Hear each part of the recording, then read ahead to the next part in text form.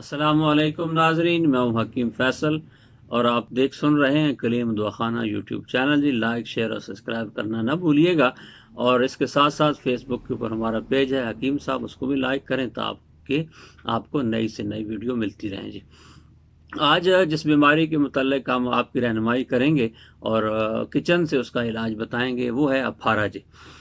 کھانا کھاتے ہوئے اپھارہ کے لفظی معنی ہے جی پیٹ کے اندر ہوا کا بھر جانا۔ جب ہم کھانا کھاتے ہیں تو کھانے کے ساتھ جو ہے ہمارے پیٹ کے اندر جو ہے وہ ہوا بھی چلی جاتی ہے، اور جس وقت کھانا ہضم ہونے کا جو پروسیس ہے وہ جب شروع ہوتا ہے، ہضم ہونے کا عمل شروع ہوتا ہے، تو کھانا جب بڑی آنت میں پہنچتا ہے تو اس کے اندر ہائیڈروجن، میتھین اور کاربن ڈائی آکسائڈ، یہ تینوں گیسز ہوتی ہیں۔ تو وہ کھانا جو ہے ہم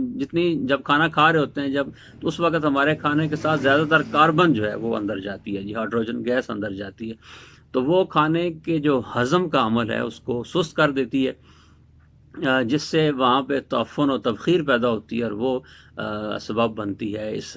گیس کے بڑھانے کا۔ جی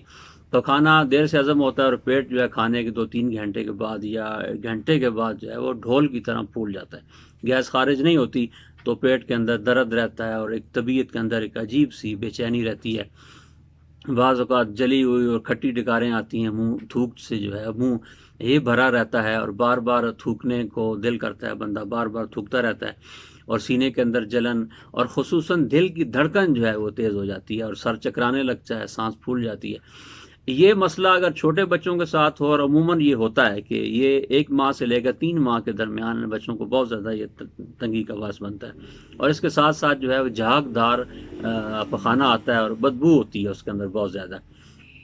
تو بے چینی رہتی ہے آدمی کو کہ وہ جب تک کہ وہ اچھی طریقے سے 2-2.5-3 گھنٹے کے بعد وہ کھانا ہضم نہیں ہو جاتا، گیس اس کی خارج نہیں ہوتی، اس وقت تک اس کے لیے یہ اپھارے کا مسئلہ رہتا ہے۔ تو اسباب کی بات کریں اگر آپ، یہ وجہ اس کی ایک تو بیکری کی چیزوں کا زیادہ استعمال ہے، خوراک بسیار خوری، زیادہ کھانا ہے، اور کھانے کے بعد فوراً لیٹ جانا، اور دیر ہضم چیزیں، ثقیل چیزیں، بھاری، یہ میدے کی پراٹھے وغیرہ ہو گئے، بیکری کے آئٹم ہو گئے، تو یہ